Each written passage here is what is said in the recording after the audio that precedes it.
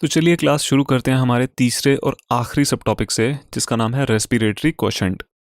तो क्लास हम सब जानते हैं कि रेस्पिरेशन का बेसिक फंडा होता है ऑक्सीजन का एब्जॉर्ब होना और कार्बन डाइऑक्साइड का रिलीज होना।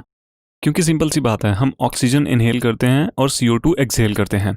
तो इस इक्वेशन से जितनी ऑक्सीजन एब्जॉर्ब हुई है और जितनी कार्बन डाइऑक्साइड रिलीज हुई है, इसका एक रेशो बन जाता है। इस रेशो को हम कहते हैं रेस्पिरेटरी क्वोशंट। RQ यानी रेस्पिरेटरी क्वोशंट का मैथमेटिकल फॉर्मूला होता है volume of CO2 evolved divided by volume of O2 consumed. एक और बात याद रखने वाली यह है कि रेस्पिरेटरी क्वोशंट अलग अलग रेस्पिरेटरी सबस्ट्रेट के लिए अलग अलग होता है। हर एक सबस्ट्रेट का RQ हम एक एक करके देखेंगे। शुरुआत करेंगे कार्बोहाइड्रेट से। तो कार्बोहाइड्रेट्स में बेसिकली कार्बन डाइऑक्साइड और ऑक्सीजन की मात्रा बराबर रहती है, यानी कि जितनी कार्बन डाइऑक्साइड रिलीज हुई है उतनी ही मात्रा में ऑक्सीजन एब्जॉर्ब हुई होगी। ये एक इक्वेशन है ग्लूकोज से एनर्जी प्रोडक्शन की। इसमें अगर हम देखें तो ऑक्सीजन की मात्रा और CO2 की मात्रा बिल्कुल इक्वल है, 6 CO2 डिवाइडेड बाय 6 O2।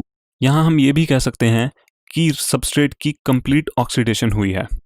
अब हम फैट्स का RQ देखेंगे, जिसमें हमने ट्राइपामेटिन की एनर्जी इक्वेशन ली है। इसमें अगर आप देखेंगे तो CO2 की मात्रा कम है और ऑक्सीजन की मात्रा ज़्यादा है, तो इसलिए इसका RQ कैलकुलेट करने पर 1 से कम आएगा, जो है 0.7। और अंत में अगर हम प्रोटीन्स की बात करें तो इनका रेस्पिरेटरी क्वोशंट 1 के अराउंड आता है।